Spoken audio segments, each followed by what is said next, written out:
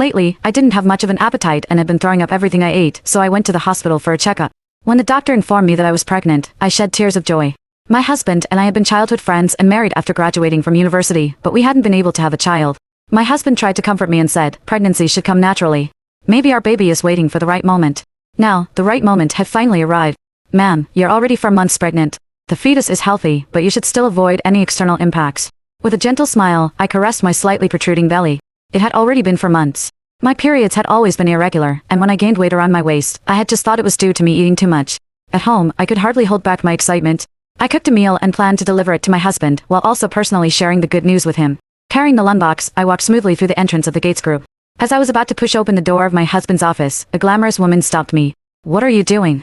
Her tone was cold, and she scrutinized me unfriendly. I lifted the lunchbox for her to see and said, I'm here to deliver lunch to Simon. In front of others, I didn't like to directly call Simon, my husband. She sighed in relief and said sarcastically, oh, so you're just a servant.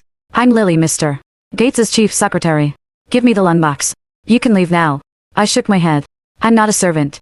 I want to personally deliver the lunch to Mr. Gates. Please let me in. As soon as I finished speaking, the woman's anger flared. She snatched the lunchbox from my hands.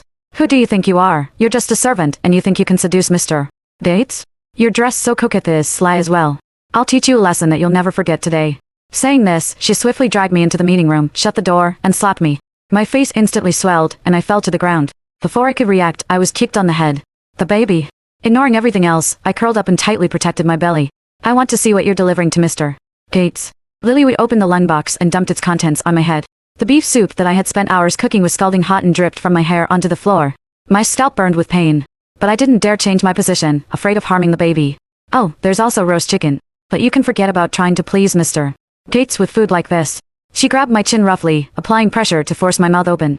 If you like cooking so much, then why don't you have a taste of your own cooking? The roast chicken, dripping with grease, was slammed onto my face.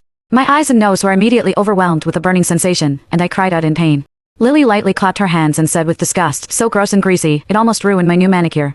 Looking down at me with contempt, she continued, do you really believe the saying that to win a man's heart, you should first win his stomach? With your status, why do you think you deserve Mr.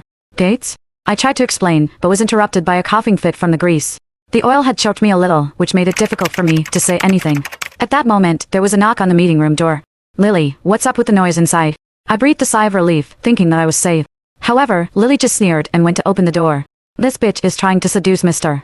Gates. I'm just teaching her a lesson. The secretaries at the door all had disdainful looks on their faces. Mr. Gates is a great man. That's why these bitches all want to seduce him. Lily snorted. I know. With that said, she looked at me with hostility while I was crawling pitifully on the ground. She then said disapprovingly, some people just